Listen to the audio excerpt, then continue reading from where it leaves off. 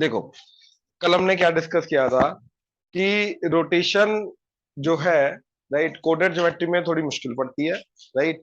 And हम उसको complex number में कन्वर्ट करके कॉम्प्लेक्स नंबर के अंदर रोटेशन करते हैं, and then will again convert it back to the coordinate geometry.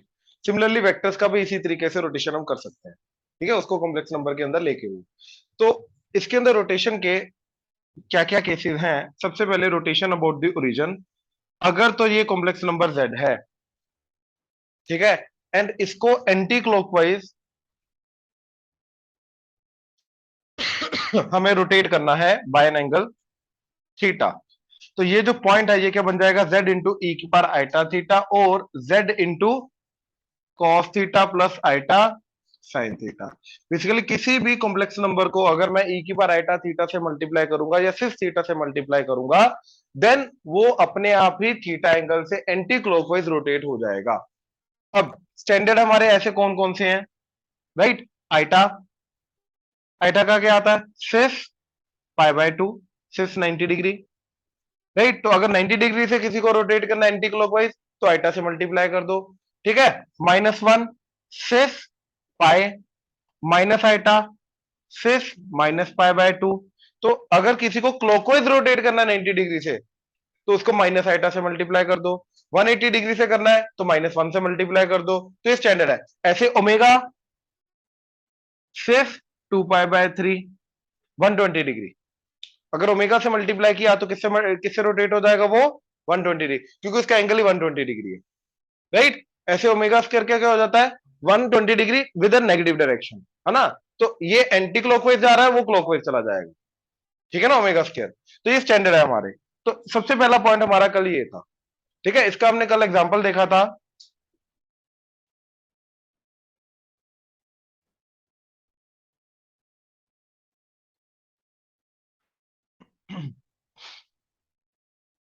कुछ भी ले लो, 1 + 3 आइटा, ठीक है।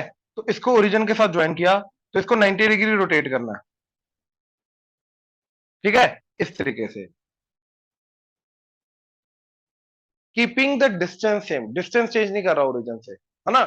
ओरिजिन से ये जो डिस्टेंस है ये सेम है, ये चेंज नहीं कर रहा। तो क्या आएगा? कुछ नहीं, 90 डिग्री रोटेट करना है तो किससे मल्टीप्लाई करेंगे? 6 पाई बाय 2 और आइटा से। तो ये बन जाएगा 1 + 3 आइटा इंटू आइटा, ठीक है, दैट इज -3 प्लस आइटा, ये बन जाएगा। और मान लो अगर यहां पे मैंने स्केयर कंप्लीट किया,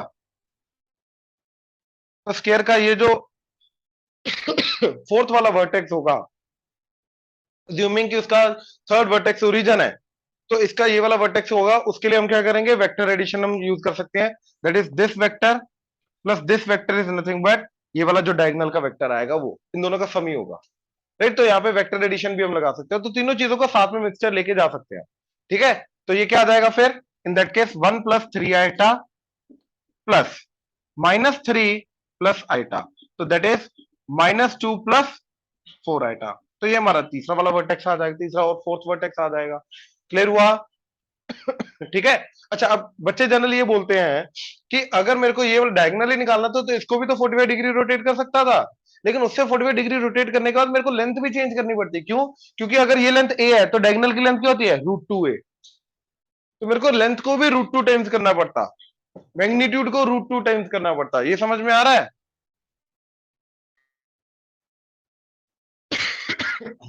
ठीक है, तो ये वाला केस समझ में आया फर्स्ट, राइट। सेकंड है, अगर हमें रोटेशन जो करनी है वो ओरिजिन के अबाउट नहीं करनी, किसी पर्टिकुलर कॉम्प्लेक्स नंबर के अबाउट करनी है, तो इन दैट केस क्या करेंगे? अगर ये Z1 है, ये Z2 है, अब इस लाइन सेगमेंट को रोटेट करना है Z1 के अबाउट, इस तरीके से, let's say bye an angle theta. तो ये वाला जो कॉम्प्लेक्स नंबर है Z, ये क्या आएगा? कीपिंग द लेंथ सेम, मतलब ये लेंथ और ये लेंथ क्या है? सेम। लेंथ चेंज नहीं करी, कीपिंग द लेंथ सेम, तो क्या जाएगा? तो हमने क्या किया, ध्यान से देखो, इसका वेक्टर बनाया। तो वेक्टर क्या आ जाएगा? Z2 minus Z1। इसका वेक्टर बनाया, ये क्या आ जाएगा? Z minus Z1, head minus tell. अब इसको इससे रोटेट, इसको रोटेट करेंगे तो ये आ जाएगा। इसको रोटेट करने के लिए Z2 minus Z1 into e की पावर आइटा थीटा और sin theta, that is equal to Z minus Z1। तो Z1 को इधर ले आओ, तो तुम्हारा आ जाएगा Z1 plus Z2 minus Z1 into e की power iota theta that is Z। तो ये मेरा कॉम्प्लेक्स नंबर बन जाएगा। ऐसी गंदी गंदी फॉर्म में भी वो पूछ सकते हैं सीधा डायरेक्ट ऑप्शन में, ऐसे ऐसी वाली फॉर्म में अंदर भी पूछ सकते हैं वो, या साथ में cos theta plus iota sin theta theta रख दिया, तो जो पर्टिकुलर फॉर्म बन गई उसकी फॉर्म में भी पूछ सकते हैं। तो वो रिकॉग्नाइज करना आना चाहिए कि किस फॉर्म में दे रखा अपने को। ठीक है, तो इसके अंदर क्या होगा, एक पर्टिकुलर पॉइंट के अबाउट रोटेट होगा। अब ये भी इन जनरल नहीं है। अब जो केस 3 आ रहा है वो केस 1 एंड केस 2 दोनों को कवर अप करेगा, वो इन जनरल केस है। करें, ये किया था हमने कल। कर लो कुछ नोट करना कर लो।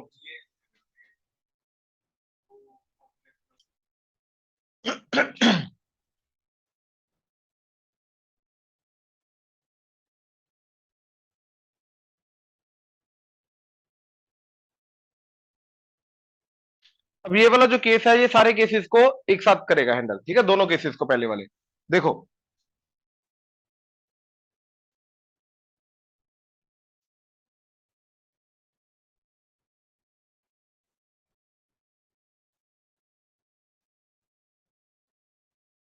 मान लो ये Z1 है, ये Z2 है, ये Z3 है, तीन आ गए कॉम्प्लेक्स नंबर। अब ये वाला वेक्टर क्या होगा, Z2 माइनस Z1। ये वाला वेक्टर क्या होगा, Z3 Z1। हाँ, इसको रोटेट करके ये तो आ सकता, क्योंकि ऑब्वियसली लेंथ सेम नहीं है, तो नहीं आ सकता। ये सुन लो, इधर का यूनिट लेंथ होगा, इधर का यूनिट होगा, वो होगा, वो सेम होगा। मैं इधर यूनिट कर दिया, वो क्या आ जाएगा, Z2 minus Z1 divided bye Z2 minus Z1 का मैग्नीट्यूड। इसको मैंने अब रोटेट किया ई की पावर आइटा थीटा के साथ, तो इधर का यूनिट वेक्टर देगा। तो इधर का यूनिट वेक्टर क्या आ जाएगा, Z3 minus Z1 divided bye Z3 minus Z1 का मोड। तो ये आता है इन जनरल रोटेशन थ्योरम हमारा, जिसको हम कोनिस थ्योरम भी बोलते हैं। ठीक है, ये इन जनरल हमारा रोटेशन थ्योरम है। ये क्या करता है, अब ये लेंथ का भी फर्क नहीं पड़ रहा, ये वही चीज आ गया, √2 टाइम्स होगा, क्योंकि इधर क्या आ जाएगा, √2 है, इधर आ जाएगा ए, तो कट के √2 टाइम्स ही हो जाएगा। ये सारी चीजें अब हैंडल करेगा, राइट। अब लेंथ चेंज हो रही है, रेक्टेंगल आ गया, मान ले एक लेंथ है एक्स, दूसरी है 2x, 1:2 है, सब कुछ हैंडल करेगा, सब कुछ हैंडल करेगा। क्लियर हुआ ये, श्योर।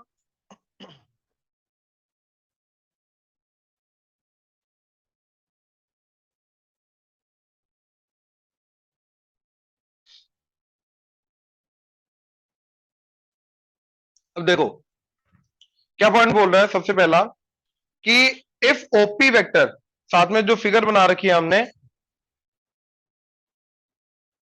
राइट, कि ओपी वेक्टर अगर मेरा जेड आर इंटू ई की पावर आइटा थीटा है, तो जो ओक्यू वेक्टर होगा उसके अंदर फाई एंगल ऐड कर दिया गया, इसके अंदर फाई एंगल ऐड कर दिया गया। तो फाई एंगल ऐड करने के लिए क्या उससे उसको किससे मल्टीप्लाई करेंगे, ई की पावर आइटा फाई के साथ। अच्छा, इधर मैंने अल्फा लिख दिया, उधर शायद फाई लिख दिया, है ना। ठीक है, अब ये एग्जांपल भी दी है कि अगर ओ ए वेक्टर मेरा 1 प्लस आइटा है, राइट, तो उसको आइटा से मल्टीप्लाई करके 90 डिग्री का बीच में एंगल बन जाएगा, डायग्राम के अंदर दिया हुआ। ठीक है, अच्छा, ये सिर्फ एक ही पॉइंट के अंदर रोटेशन थ्योरम इसके अंदर एक्सप्लेन करने की कोशिश की है, बट अदरवाइज मैंने तीनों के तीनों केसेस जो है इन जनरल केसेस वो एक्सप्लेन कर दिए। ये क्लियर है। इसके बाद अगला सेकंड पॉइंट देखो क्या बोल रहा है कि using the vector concept and the section formula of the complex number, centroid and जो हमारा इन सेंटर होता है Z1 Z2 Z3 का, ये हम निकाल सकते हैं। ठीक है, ये कैसे निकाल सकते हैं, इनफैक्ट वही नीचे फॉर्मूला दे रखा है अपना।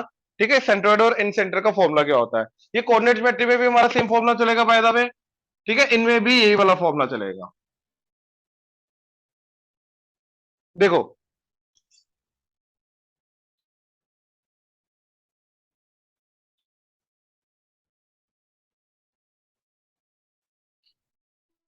इसको मैं Z1, इसको Z2, इसको Z3 लेके जा रहा हूं। ठीक है, कोऑर्डिनेट ज्योमेट्री भी कॉम्प्लेक्स नंबर भी साथ में आ रहा है। तो जो हमारा सेंट्रोइड होता है वो क्या आ जाएगा, तीनों का x का सम डिवाइडेड बाय 3, तीनों के y का सम डिवाइडेड बाय 3। और सिंपली कॉम्प्लेक्स नंबर की फॉर्म में बोलूं तो क्या आ जाएगा, Z1 plus Z2 plus Z3 bye 3, क्योंकि ये उन दोनों चीजों को साथ में हैंडल करता है। रियल पार्ट इसका क्या आ जाएगा, x1 plus x2 plus x3 by 3, imaginary part क्या चला जाएगा, y1 plus y2 plus y3 bye 3। तो ये दोनों को साथ में हैंडल करेगा। ठीक है, एंड इसी तरीके से अगर इसके Z1 के ऑपोजिट वाली लेंथ A है, Z2 के ऑपोजिट वाली लेंथ B है एंड Z3 के ऑपोजिट वाली लेंथ C है, तो इन दैट केस जो हमारा इन सेंटर होता है, इन सेंटर क्या आ जाएगा, A इंटू Z1 ऑपोजिट से मल्टीप्लाई करना, AZ1 BZ2 plus CZ3 divided by A plus B plus C। और यही चीज हमारी कोऑर्डिनेट ज्योमेट्री में जाती है एक्स एंड वाई की फॉर्म में, क्या, AX1 BX2 CX3 divided by A plus B plus C, and similarly y की फॉर्म में AY1 BY2 CY3 divided by A plus B plus C। ये फॉर्मूला हमारा उधर जाता है। ठीक है, क्विकली ये आया कहां से, ये वाला फॉर्मूला। ठीक है,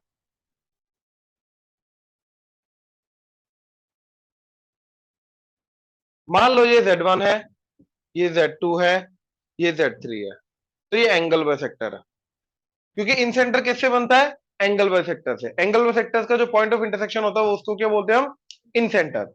अब एंगल बाइसेक्टर की एक प्रॉपर्टी होती है, क्या, कि देखो ये लेंथ है C, ये लेंथ है B, तो जो साइड्स का एंगल जिससे बना है वो साइड्स का जो रेशो होगा वही ऑपोजिट साइड का रेशो भी उसी में कट करके जाएगा, तो मतलब ये भी C रेशो B होगा। ठीक है, ये भी C रेशो B होगा, ये क्लियर हुआ। ठीक है, ये भी C रेशो B होगा। अब ये C रेशो B होने के बाद मैं ये वाला पॉइंट निकाल सकता हूं, ये वाला जो पॉइंट है, ये पॉइंट क्या आ जाएगा, C into Z3 BZ2 divided by C plus B। Right, अब ध्यान से देखो, यहां का एंगल बाइसेक्टर मैंने लिया, तो ये इन सेंटर होगा। अब पहले तो मेरे को बताओ ये वाली लेंथ क्या है, देखो ये टोटल लेंथ A है। ठीक है, it's like I have a length A, ऐसा ले लो, ये लेंथ A है, और इसको मैंने दो रेशो में डिवाइड किया है, मतलब एक रेशो में डिवाइड किया मैंने, क्या, बी C रेशो B। तो जो C वाला रेशो वाला पार्ट होगा उसकी लेंथ क्या आ जाएगी, कैसे निकालते हैं हम, C by C plus B, C divided by total ratio into total length that is A। तो ये लेंथ क्या आ जाएगी, ये वाली length AC by C plus B, हाँ या ना। अब इन दोनों का रेशो क्या आएगा, इन दोनों का रेशो आएगा C डिवाइडेड बाय AC, और डिनोमिनेटर का डिनोमिनेटर ऊपर चला जाएगा C प्लस B, तो ये कट के आ जाएगा C plus B ratio A। मतलब अब ये ट्राइंगल के अंदर ये अगर एंगल बाइसेक्टर है तो इन दोनों का जो रेशो होगा वही ऑपोजिट का रेशो होगा, तो ये रेशो क्या आ जाएगा, C plus B ratio A, C plus B ratio A, C plus B ratio A, ये क्लियर हुआ। अब देखो ये पॉइंट हमें पता है, ये पॉइंट हमें पता है। अब this into this divided by दोनों का सम, तो दिस इंटू दिस किया तो क्या आ गया, into C plus B plus A into Z1 divided by दोनों का sum, that is A plus B plus C। अब ये और ये कटा तो क्या बना, AZ1 BZ2 CZ3 by A plus B plus C, तो यहां से ये हमारे पास फॉर्मूला आता है। क्लियर हुआ, सॉरी, ये आया ना, ये और ये रेशो निकाला ना इन दोनों का, इन दोनों का।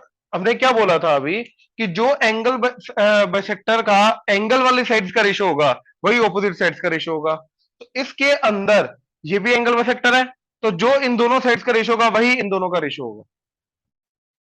राइट, तो इसलिए मैंने पहले ये लेंथ निकाली, वो आ गई थी ये, फिर दिस रेशो दिस निकाला, वो आ गया था ये, वही इन दोनों का रेशो होगा। दैट्स इट, क्लियर हुआ,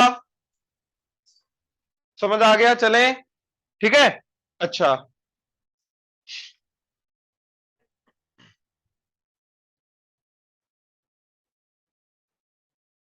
इसका थर्ड पॉइंट बड़ा अच्छा है, क्या बोला कि Z1 Z2 Z3 अगर कोलिनियर है तो Z1 into Z2 minus Z3 का mode minus Z2 into Z3 minus Z1 का mode plus Z3 into Z1 minus Z2 का मोड जो होगा वो ये जीरो होगा। अब ये कहां से आया, कैसे आया, ठीक है, देखो, जल्दी जल्दी जल्दी।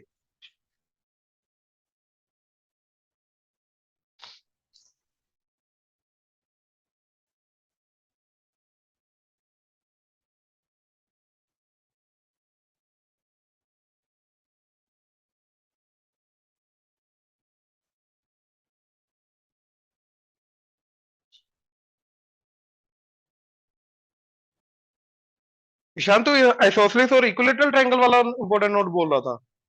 लास्ट में जो है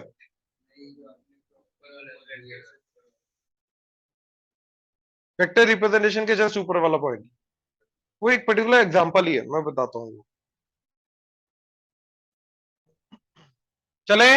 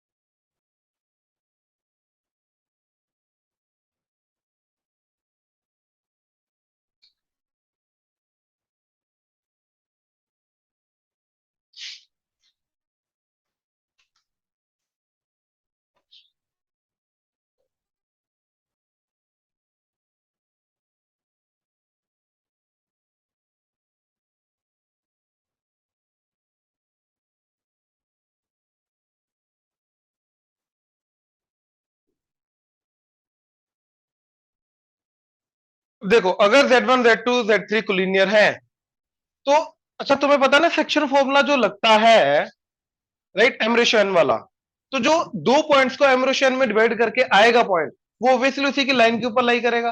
वो तीनों के तीनों पॉइंट जो दो गिवन है और जो तीसरा आएगा सेक्शन फॉर्मूला अप्लाई करके, ये तीनों के तीनों पॉइंट्स ऑब्वियसली कोलिनियर होंगे, हाँ या ना? राइट। अब ध्यान से देखो, अगर Z2 इज इक्वल टू, ये लेंथ क्या आ रही है, Z1 माइनस Z2 का मॉड, ये लेंथ क्या आ रही है, Z2 माइनस Z3 का मॉड, और ये लेंथ क्या आ रही है, Z1 माइनस Z3 का मॉड, टोटल ये आ रही है। अब देखो, अगर Z2 इनको इस रेशियो में डिवाइड करा, this into this divided by this into this divided by इन दोनों का सम, तो वो तो ये हो जाएगा। तो क्या आ जाएगा, Z3 into this plus Z2 this into this Z1, तो Z1 into Z2 minus Z3 का मॉड डिवाइडेड बाय इन दोनों का sum, that is Z1 minus Z3 का मॉड। अब इसको इधर ले आओ, इसको उधर ले जाओ, तो जो स्टेटमेंट बनेगी वो भी गिवन स्टेटमेंट है। ये अलग तरीका है अब लिखने का, अगर Z1 Z2 Z3 क्या है, कोलिनियर। ये समझ में आया? इसको क्रॉस मल्टीप्लाई करो, इसको उधर ले जाओ, तो ये वही चीज स्टेटमेंट लिख रखी है। अदरवाइज तीन पॉइंट्स को अगर कोलिनियर प्रूव करना है तो दो लेंथ का सम तीसरी के बराबर होना चाहिए, उससे भी हो जाता है, राइट। बट ये अलग तरीका है उसी को लिखने का। ये समझ में आया? श्योर? अच्छा, जो ये ईशान बोल रहा है,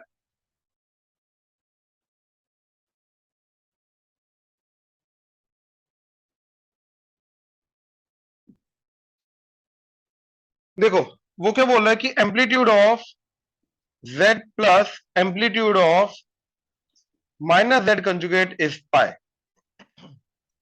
ठीक है भाई, मान लो z का एंगल थीटा, एम्पलीट्यूड थीटा, तो माइनस z कंजुगेट क्या हो जाएगा, पहले z कंजुगेट किया नीचे आ गया, तो माइनस z कंजुगेट क्या आ जाएगा इधर। अब इसका एंगल क्या आएगा, ये वाला थीटा होगा, इधर आ जाएगा पाई माइनस थीटा, तो इसका थीटा इसका पाई माइनस थीटा, तो दोनों को ऐड करके क्या आएगा, पाई। ऐसा बोल ले, और तू ऐसा बोल ले एम्पलीट्यूड ऑफ जेड, और यहां पे -1 इंटू जेड और दोनों का ऐड हो जाएगा, तो amplitude of -1 plus amplitude of Z conjugate आ जाएगा। और जेड कंजुगेट का क्या होता है, अगर इसका थीटा है तो इसका माइनस थीटा होगा, थीटा माइनस थीटा, तो ऑब्वियसली ये दोनों कैंसिल होके गए, और एम्पलीट्यूड ऑफ -1 क्या होता है, पाई, तो पाई आंसर आ गया। ये चीज थी भैया, ये जेड कंजुगेट से माइनस जेड करेगा ना तू, भाई माइनस जेड आएगा, ये माइनस जेड कंजुगेट की बात हो रही है, तो जेड कंजुगेट है ये, पहले जेड कंजुगेट निकालेंगे उसका माइनस करेंगे ना, इधर थोड़ी ना होता है, ओरिजिन के अबाउट चेंज होता है, 180 डिग्री रोटेट होता है ना, तो ये 180 डिग्री रोटेट होगा, ये थोड़ी ना होगा, ये तो कुछ भी नहीं हुआ। नहीं नहीं,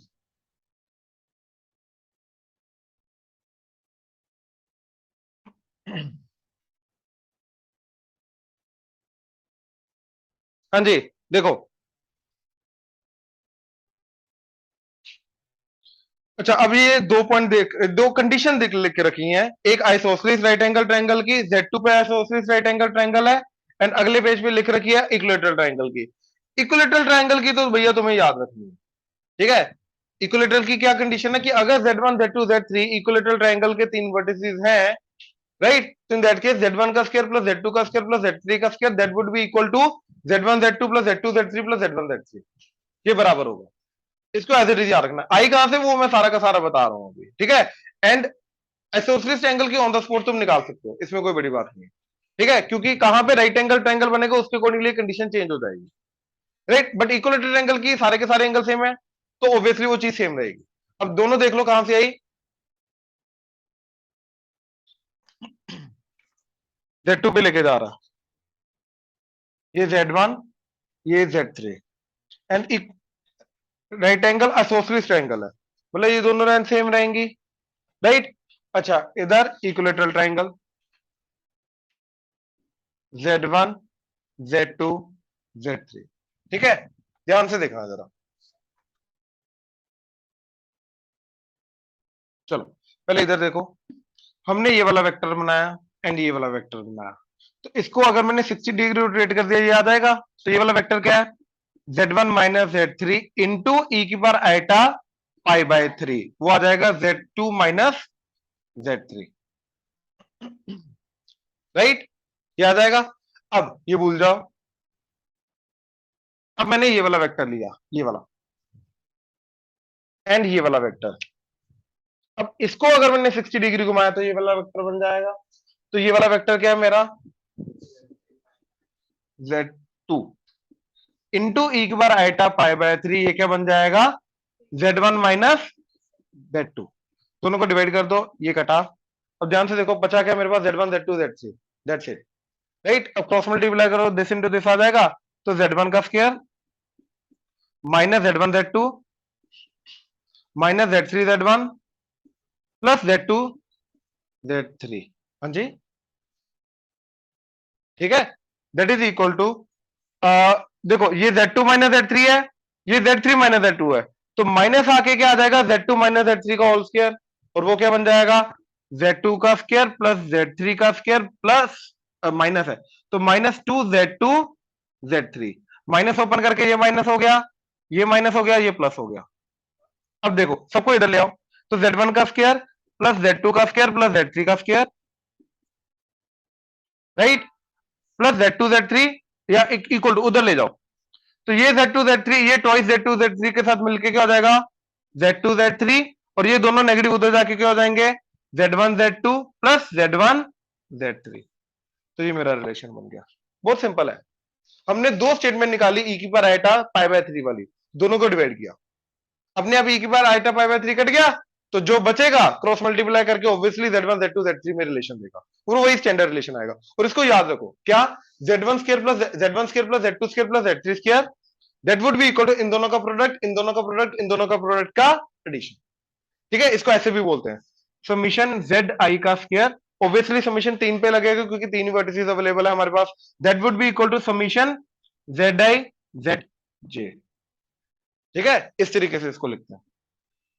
ये क्लियर हुआ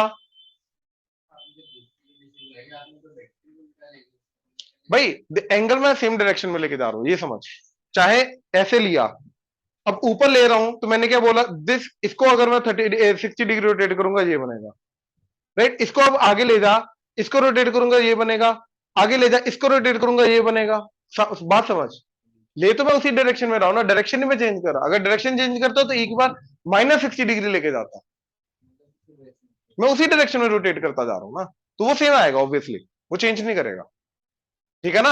अब इधर आ जाओ, इधर क्या आ जाएगा, सबसे पहले इसको आइटा से मल्टीप्लाई किया, ये आ जाएगा, राइट। तो क्या आ जाएगा, ये वाला vector that is Z1 minus Z2 into iota that is equal to Z3 minus Z2, एक तो ये आ गया, राइट। अच्छा अब अगर मैंने ये वाला वेक्टर लिया, ये वाला वेक्टर क्या आ जाएगा, Z3 माइनस Z1, इसको किससे रोटेट करना है, 45 डिग्री, तो एक बार आइटा पाई बाय 4, राइट, उससे मेरे को ये वाला इस डायरेक्शन का वेक्टर मिलेगा, हाँ या ना।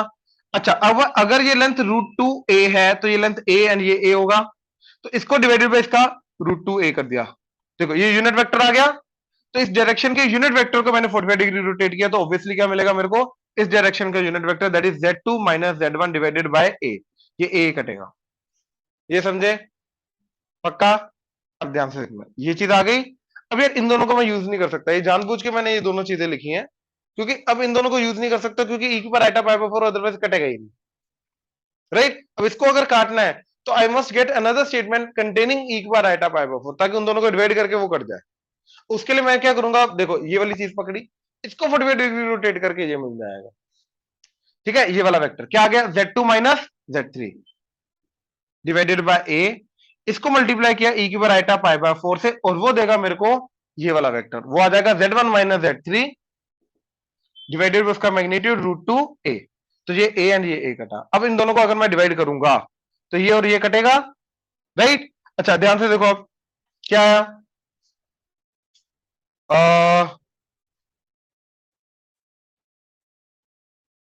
ये चीज एंड ये चीज मल्टीप्लाई होगी, हाँ है ना? तो राइट, माइनस साइन बाहर आके क्या बन जाएगा, z1 minus z3, z1 minus z3, तो z1 माइनस z3 का होल स्क्वायर, और नीचे √2 into √2 2, that is equal to this into this, क्या आ जाएगा, z2 square minus z2 z3 minus z1 z2 minus minus plus z1 z3, right? Minus को उधर ले जाओ, तो ये माइनस, ये प्लस, ये प्लस, ये माइनस, एंड 2 को भी उधर ले जाओ,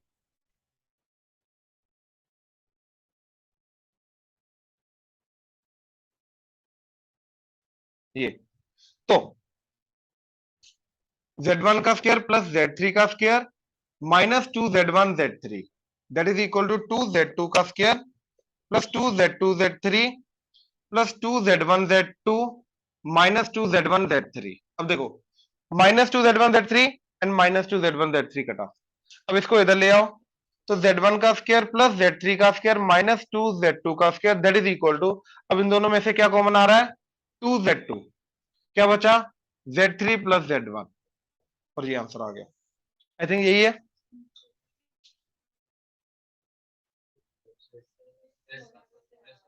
किस चीज का, इधर माइनस था ना, ये माइनस था, ये माइनस था ना, इधर आके प्लस हो जाएगा, सॉरी वो माइनस हटा दिया गलती से। क्लियर आप, राइट? तो ये सारी की सारी चीजें ऑन द स्पॉट तुम निकाल सकते हो, कोई दिक्कत नहीं है, बट ये वाली चीज याद रखो, ये वाली चीज एक्चुअली 90 डिग्री कहां पे बन रहा है उसके अकॉर्डिंगली थोड़ी चेंज कर जाएगी, याद रख सकते हो, तो वो अपना एक पैटर्न बनाना पड़ेगा Z2 के अकॉर्डिंगली, और कुछ नहीं। चले आगे, मेथड क्लियर हुआ, मेन मेथड क्या है, चले एक ही डायरेक्शन में एंगल लेके जाना, ओबियस तभी रोटेशन काम करेगी ना, उल्टी ले सकते हो, उल्टा लेके जा सकते हो, लेकिन इधर फिर माइनस 45 डिग्री आ जाएगा, फिर उसके अकॉर्डिंगली उसको मैनेज करो। एट द एंड अपने को ई की बार आइडा थीटा को कट करना है, ऐसी दो स्टेटमेंट्स को डिवाइड करना ताकि ई की बार आइडा थीटा कट हो जाए, जैसे वो कट होगा अपने जो भी कोऑर्डिनेट्स होंगे उनके बीच में रिलेशन डेवलप हो जाएगा। कुछ भी ले सकते हो, कोई दिक्कत नहीं, बट ई की बार आइडा थीटा कट होना चाहिए, मोटिव है कट होना, क्योंकि अगर वो कट होगा तो ही जो बाकी रिलेशन बचेगा वो z1 z2 z3 जो भी वर्टिसेस है उसमें बचेगा ना, अदरवाइज बचेगा ही नहीं। मेथड है ई की बार आइडा थीटा को कट करना रोटेशन यूज करके।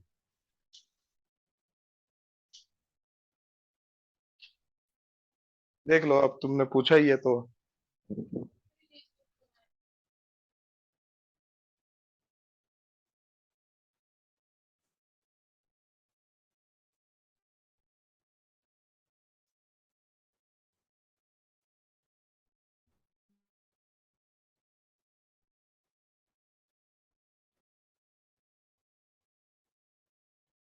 ये आ गया ना।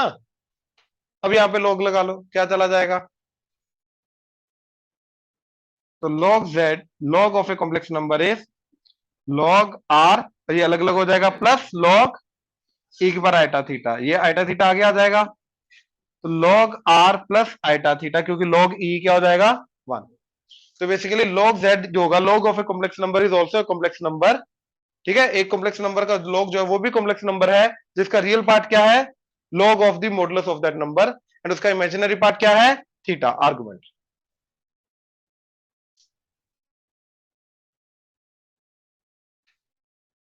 चले,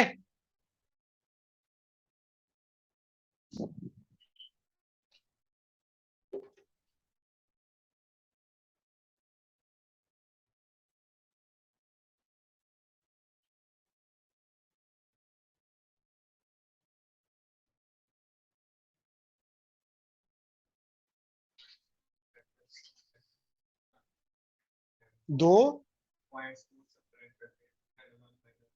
कॉम्प्लेक्स नंबर नहीं बना रहे, वेक्टर बना रहे हैं। दो कॉम्प्लेक्स पॉइंट्स का मतलब क्या है, वहां पे उसको एज ए वेक्टर ट्रीट कर रहे हैं, पोजीशन वेक्टर। वो पोजीशन वेक्टर को सेपरेट करके वेक्टर बना रहे हैं, हेड माइनस टेल कर रहे हैं। कॉम्प्लेक्स नंबर ले ले, वो जो लेंथ बन के आएगी वो एज ए वेक्टर ट्रीट हो रही है ना, है कॉम्प्लेक्स नंबर ही, इंटरचेंजेबल है ना। अब 2+3 जो है, 2,3 जो है वो 2+3 आइटा भी है, 2 आई का प्लस 3 जे का भी है, हमारे लिए इंटरचेंजेबल है।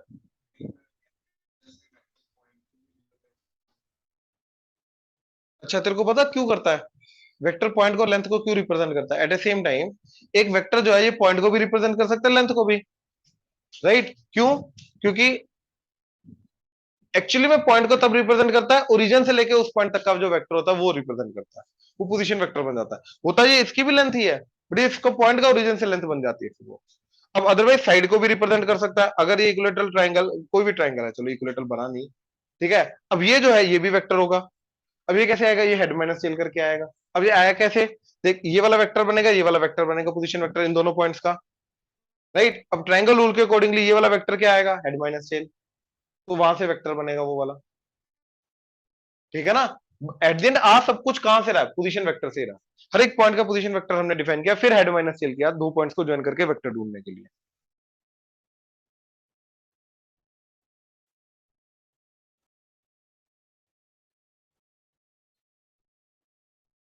अच्छा,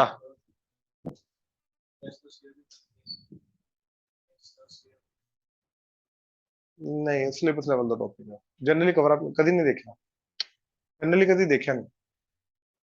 सिंपल जगह, लास्ट करा था मैं, लास्ट करा था। अच्छा आगे देखो, लोकाई के, लोकी के इसके पॉइंट्स हैं, लोकस के। इन जनरल ये कुछ पर्टिकुलर पॉइंट्स थे मेरे पास जिनको मैंने एक्सप्लेन कर दिया है, ठीक है। कि अगर ऐसा ऐसा आएगा तो इस तरीके से जा सकता है। जैसे पहला, z माइनस एक कॉम्प्लेक्स नंबर है z1 that is equal to एक पर्टिकुलर नंबर आ गया, तो ये z माइनस z1 का mod is equal to r। तो भैया ये क्या रिप्रेजेंट करेगा, z एक कॉम्प्लेक्स नंबर होगा जिसका एक फिक्स नंबर z1 से हमेशा डिस्टेंस क्या आ रहा है, r। तो बेसिकली इसका मतलब क्या है कि ये अगर z1 है तो ये सारे के सारे z का डिस्टेंस क्या है, r। तो इन दैट केस z के रिप्रेजेंट करेगा सर्कल के ऊपर आने वाले पॉइंट्स, वो सर्कल जिसका सेंटर क्या है, z1, एंड जिसका रेडियस क्या है, r, राइट। तो इस सर्कल का सेंटर बन जाएगा z1 एंड रेडियस बन जाएगा r।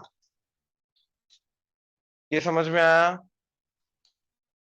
श्योर, ठीक है। वही चीज इधर रखी है कि z माइनस 1+2 आइटा का मोड 3 है, तो सेंटर क्या जाएगा इसका 1+2 iota that is 1,2, and radius क्या जाएगा उसका 3। अगला, z माइनस 1 का mod is equal to z minus iota का मोड अगर है, राइट, इस तरीके से z माइनस z1 का mod is equal to z minus z2 का मोड अगर है, राइट। तो इसका मतलब क्या है कि देखो मोड क्या रिप्रेजेंट करता है, डिस्टेंस। तो ये क्या रिप्रेजेंट करेगा, z का डिस्टेंस z1 से, z माइनस z1 क्या हो जाएगा, जो z को z1 को ज्वाइन करके लाइन सेगमेंट बनी है वो। तो ये क्या, वो क्या रिप्रेजेंट करेगा, z का डिस्टेंस z1 से। ऐसे ये क्या रिप्रेजेंट करेगा, z का डिस्टेंस z2 से, और वो दोनों को बराबर बोल रहा है, मतलब भैया z ऐसा पॉइंट है जिसका डिस्टेंस z1 से एंड z2 से क्या है, बराबर। और वो क्या होगा, z1 z2 का परपेंडिकुलर बाइसेक्टर, क्योंकि परपेंडिकुलर बाइसेक्टर के ऊपर आने वाला पॉइंट जो होता है, इसके ऊपर आने वाला जो पॉइंट होगा, राइट, वही z1 z2 से क्या होगा, इक्विडिस्टेंस। मिड पॉइंट तो होगा ही होगा वो भी, लेकिन परपेंडिकुलर बाइसेक्टर पे आ रहा है, बट वो ये सारे के सारे पॉइंट जो है ये इक्विडिस्टेंट है। इसलिए सेकंड केस के अंदर क्या जा रहा है हमारा, denotes the equation of perpendicular bisector joining these two points. कौन से पॉइंट, z1 एंड z2। और इधर कौन से पॉइंट दे रखे हैं, वो एक 1 दे रखा है और दूसरा आइटा दे रखा है। तो 1,0 एंड आइटा क्या पॉइंट रिप्रेजेंट करेगा, 0,1। तो 1,0 एंड 0,1 का परपेंडिकुलर बाइसेक्टर को रिप्रेजेंट कर रहा है। क्लियर हुआ, श्योर। ऑनलाइन क्लियर हो रहा है? Yes sir. Yes sir. क्या क्या? Argand plane, complex plane. Complex plane का दूसरा नाम होता है आर्गन प्लेन। तो ये उसके वो बंदे के नाम पे है जिसने बनाया था ये। अदरवाइज कोऑर्डिनेट ज्योमेट्री वाले प्लेन को क्या बोलते हैं? Cartesian plane. ठीक है ना? अच्छा, थर्ड, ये क्या बोल रहा है? दो पॉइंट्स के डिस्टेंसेस का सम क्या है? 10। ठीक। अच्छा, अब चलो इस चीज को ना ध्यान से देखना।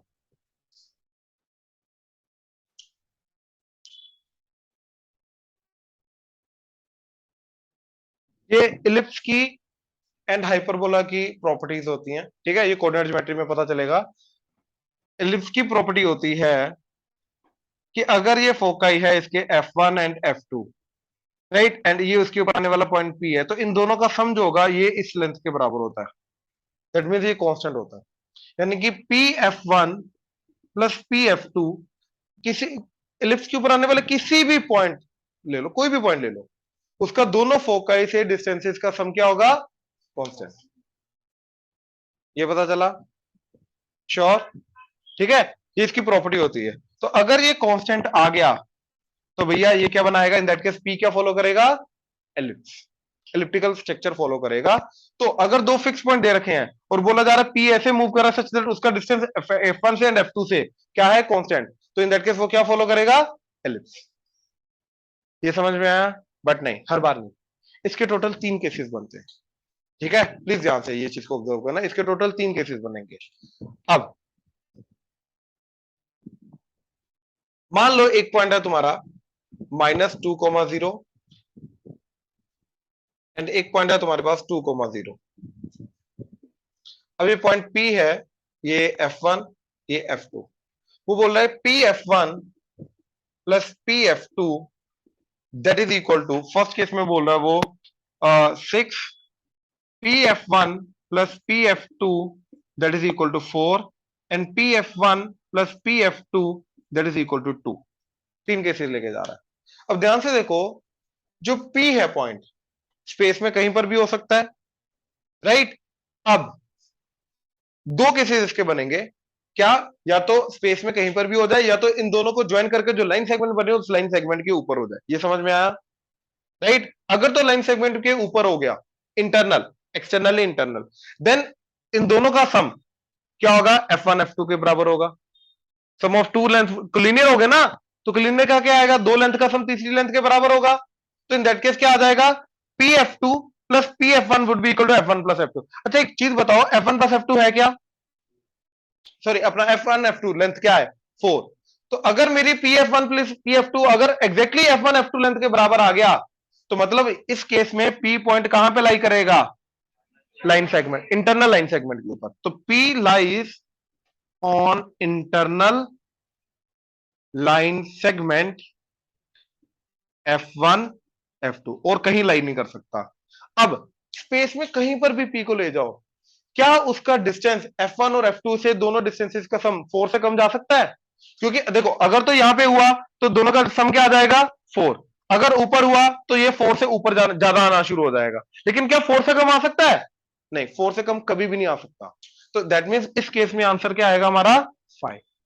कोई भी पॉइंट इसको सेटिस्फाई नहीं करेगा। क्यों? क्योंकि स्पेस में कोई पॉइंट एग्जिस्ट ही नहीं करता जिसका डिस्टेंसेस, दोनों से डिस्टेंसेस का सम जो है वो भैया मिनिमम डिस्टेंस 4 से कम आ जाए, वो हो ही नहीं सकता, पॉसिबल ही नहीं है। सो इन दैट केस इसका आंसर क्या आएगा? 5। अब ये केस में क्या बनेगा? P एक ऐसा पॉइंट है जिसका डिस्टेंस इससे और इससे दोनों का डिस्टेंसेस का सम क्या है? 6। मतलब दिस प्लस दिस 6 है, और ये कितना है?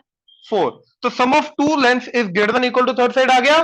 इन that case P F1 F2 मिलके एक बनाएगा ट्राइंगल, एंड वो ट्राइंगल का ये जो थर्ड वर्टेक्स होगा ये कहां पे लाई करेगा? एलिप्स पे। तो इस केस में हमारा बनेगा एलिप्स, अदरवाइज नहीं बनेगा। तो 3 केसेस इसके बनते हैं, राइट। अच्छा, इन दैट केस ये जो लेंथ है ये क्या लेंथ एक्ट करेगा? 2a। ये 2a लेंथ जो है, ये 2a लेंथ एक्ट करेगा, राइट। एंड ये जो लेंथ है इन दोनों के बीच का, ये क्या एक्ट करेगा? फोकस, दोनों फोकसेस के बीच का डिस्टेंस। अब थोड़ा सा डिटेल में बता देता हूं इनका। कुछ याद है? A b e, eccentricity, a semi major axis, b semi minor axis, इनका आपस में रिलेशन होता है b square equal to a square 1 minus E square, याद है? उन्हीं को यूज करके देखो क्या, अगर x square by a square plus y square by b square equal to 1 इसकी इक्वेशन है, राइट? तो ये लेंथ आ जाएगी इसकी सेमी मेजर एक्सिस ए, ये लेंथ आ जाएगा बी, एंड ये इनका ए बी एंड ई के अंदर आपस में रिलेशन होता है। ये समझ में आया, राइट? अच्छा, अब ध्यान से देखो, एक्चुअली मैं सिर्फ इसी इंफॉर्मेशन से क्या मैं डायरेक्टली एलिप्स की इक्वेशन निकाल सकता हूं? बिल्कुल निकाल सकता हूं। कैसे? 2a क्या आ गया मेरा, तो a क्या आ गया, तो भैया इक्वेशन जाएगी x square by 9 plus y square by, अब b निकालना रह गया, अब a पता है, राइट? अच्छा, दोनों अब फोकस, ये फोकस का पॉइंट क्या होता है, याद है किसी को? ए कॉमा जीरो, इधर क्या आ जाएगा सिमिलरली माइनस ए कॉमा जीरो, और दोनों के बीच का डिस्टेंस क्या हो जाएगा 2a, तो मेरे को 2a क्या दे रखा है 4, ए की वैल्यू क्या थी 3, तो 3 पुट किया तो क्या आ गया 6, तो ये कटा 2, तो ई क्या आ गया 2 बाय ए इज 3, तो 2 बाय 3। अब वो वैल्यू इधर पुट करो, बी आ जाएगा, तो बी स्क्वायर की वैल्यू क्या आ गई A square is 9, 1 minus E square यानी कि इधर डाला तो 4 बाय 9, एलसीएम लेके 9 इधर, 9 माइनस 4 5 बाय 9 इंटू 9, ये कटा तो बी स्क्वायर की डायरेक्टली वैल्यू 5 आ गई, तो y square by b square यानी कि 5 दैट इज इक्वल टू 1। तो इस एलिप्स की बात हो रही है। तो यस, इस कंडीशन के थ्रू अगर मेरे को ये दे रखा है और दोनों पॉइंट फिक्स पॉइंट दे रखे हैं, मैं डायरेक्टली एलिप्स की कंडीशन निकाल सकता हूं, एलिप्स की इक्वेशन निकाल सकता हूं। ये क्लियर हुआ? श्योर? सिमिलरली हाइपरबोला की प्रॉपर्टी होती है क्या, दोनों के डिफरेंसेस का दोनों डिस्टेंसेस का जो डिफरेंस होता है वो कांस्टेंट होता है, और वो इस केस में 2a होगा। पहले ये नोट कर लो, फिर मैं वो बताता हूं।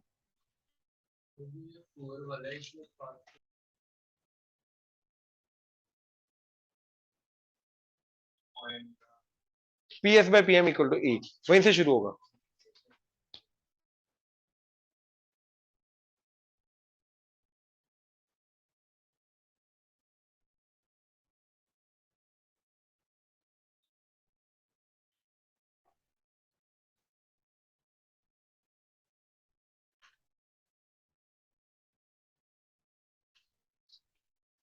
देखो, पूरे के पूरे कॉनिक सेक्शन की डेफिनेशन है P S by P M equal to E, मतलब एक फिक्स लाइन होती है जिसको हम बोलते हैं डायरेक्ट्रिक्स, एक फिक्स पॉइंट होता है जिसको हम बोलते हैं फोकस, राइट? एंड पी जो है हमारा, ये पी पॉइंट मूविंग पॉइंट है, एंड ये मूव करते इस तरीके से मूव कर रहा है सच दैट इसका फिक्स पॉइंट से डिस्टेंस एंड फिक्स लाइन से डिस्टेंस, इन दोनों का रेशो कांस्टेंट है, और अगर ये उसी कांस्टेंट को इसेंट्रिसिटी बोलते हैं। एंड अगर ये कांस्टेंट है और इसकी कांस्टेंट की वैल्यू के ऊपर डिपेंड करता है कि भैया ये क्या लोकस फॉलो करेगा, राइट? अगर तो ई हमारा 0 to 1 के बीच में है तो एलिप्स, अगर ई एग्जैक्टली 1 है तो पैराबोला, 1 से बड़ा बड़ा है तो हाइपरबोला, 0 पे सर्कल। ये समझ में आया, राइट? अब एलिप्स के ऊपर आ रहे हैं हम डायरेक्टली, डेफिनेशन यही फॉलो होगी, पीएस बाय पीएम सबके अंदर ये डेफिनेशन होती है, Y square equal to 4x जो हमारी इक्वेशन आती है वो भी यहीं से आती है, एलिप्स की और हाइपरबोला की जो इक्वेशन आएगी वो भी यहीं से आएगी, सर्कल की तो स्टैंडर्ड कांस्टेंट डिस्टेंस करके हमारा आ जाता है, राइट? अब ध्यान से देखो,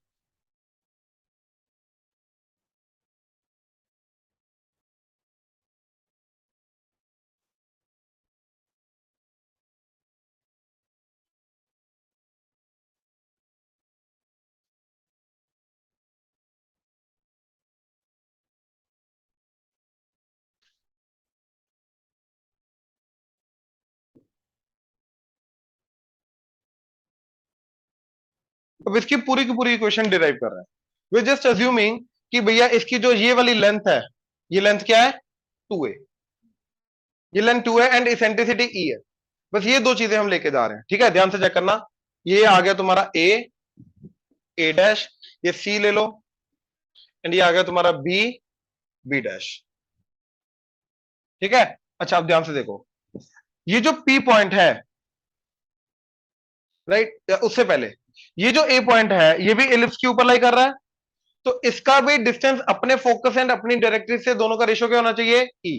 तो यानी कि a s by a z क्या होना चाहिए, ई, यानी कि a s is equal to e times A z. अब इसका देखो, इसके अंदर दो फोकस एंड अपने अपने फोकस का अपना अपना डायरेक्ट्रिक्स होता है, राइट। तो अपने फोकस से अपने डायरेक्ट्रिक्स का डिस्टेंस का रेशियो ई आएगा। पहले वाले से कर लो या दूसरे वाले से कर लो। अब इसी का दूसरे वाले से a s dash by a Z dash वो भी होगा ई, यानी कि a s dash is E times A Z dash. इसके ऊपर आने वाला जो कोई भी पॉइंट होगा वो दोनों फोकस से सेम रेशियो फॉलो करेगा, राइट। अब इन दोनों का ऐड किया, ऐड करके क्या आ जाएगा, A S plus A s dash. ध्यान से देखो जरा, A S and A s dash को ऐड करना है। ड्यू टू सिमेट्री मैं ये मान के जाता हूं कि ए एस जो है वो इसके बराबर होगा। तो इन दोनों का सम करके क्या बन गया मेरा total, A dash, right. And that is equal to, इन दोनों का सम करो क्या बन गया, E times A Z plus A Z dash. Now what is A Z plus A Z dash, देखो A Z and A Z dash दोनों को ऐड करके क्या आ जाएगा, जेड डैश जेड, ये समझे। एंड ड्यू टू सिमेट्री वो इसका ट्वाइस हो जाएगा, सी जेड का ट्वाइस हो जाएगा। तो that is E times twice of c z. And a dash का क्या लेके जा रहा हूं मैं, ए डैश क्या लेके जा रहा हूं, ए प्लस ए टू ए, ये टू टू कटा तो A by E that is equal to C Z. तो यहां से मेरे को ये पता चला कि जो सी जेड डिस्टेंस होगा डायरेक्ट्रिक्स का डिस्टेंस वो क्या आ जाएगा, ए बाई जेड। तो ये पॉइंट आ गया A by E comma zero, and ये पॉइंट आ गया मेरा similarly minus A by E comma zero. अब जिस तरीके से इनको ऐड किया उसी तरीके से सब्ट्रैक्ट करो, क्या a s dash minus a s that is E times A Z dash minus a z. अब देखो a s dash minus a s, a s dash में से ए एस हटा दिया तो क्या बचा, that is twice of c s, e times A Z dash, a Z dash में से ए जेड मतलब ये हटाना है, ये हटा दिया तो क्या बचा, ए डैश दैट इज टू ए। ये टू टू कटा तो सी एस क्या आ गया, ए। तो यहां से मेरे को पता चला सी से एस का डिस्टेंस क्या है, ए फोकस। तो ये आ गया a e comma zero, and ये आ गया minus a e comma zero. तो फोकस एंड डायरेक्ट्रिक्स मिल गए मेरे को यहां से। Same p s by p M equal to e maintain करते हुए दोनों फोकस से दोनों डायरेक्ट्रिक्स से अपना अपना, ये क्लियर हुआ, ठीक है। अच्छा अब ध्यान से देखो, पी पॉइंट ले लो कोई भी पॉइंट इसके ऊपर आने वाला, तो P S by P m क्या होगा, ई। तो पी एस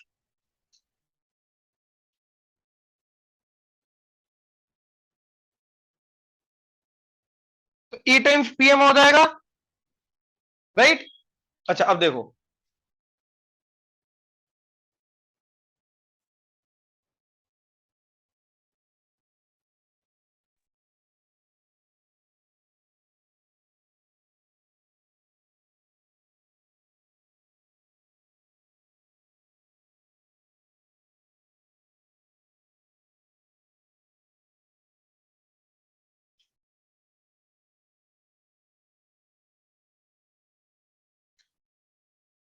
हाँ जी। अब देखो इसको मैंने इस तरीके से ऐसे ज्वाइन किया। अब जो टोटल ये डिस्टेंस है, इससे अगर ये वाला डिस्टेंस माइनस करूंगा तो मेरे को पीएम मिल जाएगा। अब ये टोटल डिस्टेंस कितना है, ए बाई ई, वही निकाला था हमने। उसमें से ये डिस्टेंस क्या है, इस पॉइंट का एक्स। तो A by E minus x करूंगा मेरे को पीएम मिल जाएगा। तो पीएम की वैल्यू क्या आ गई, E times A by E minus X. तो क्या आ जाएगा, ई से मल्टीप्लाई करके A minus that is P S, हाँ या ना। सिमिलरली इसी पॉइंट का डिस्टेंस दूसरे वाले फोकस से एंड दूसरी वाली डायरेक्ट्रिक्स से P S dash and PM dash, तो P S dash would be E times PM dash, हाँ या ना। ये भी ट्रू होगा। और पीएम डैश क्या आ जाएगा, देखो ये पूरा का पूरा डिस्टेंस क्या आ जाएगा, X plus A by E. तो ये आ जाएगा E times X plus A by E. तो मल्टीप्लाई करके क्या बन गया, ए प्लस ई एक्स, हाँ या ना।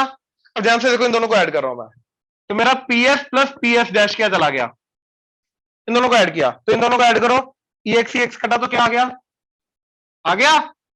तो बेसिकली क्या बना कि किसी भी इलिप्स के ऊपर आने वाले किसी भी पॉइंट का डिस्टेंस दोनों से फोकस से दोनों का सम क्या होता है, टू ए, मेजर एक्सिस की लेंथ। ये क्लियर हुआ, ये प्रूफ हो गया उसका, ये क्लियर हुआ, श्योर, पक्का। ए बाय ई, ए ई, दोनों का सम 2a। अच्छा, अब ध्यान से देखो, अब ये पी पॉइंट हटा दो,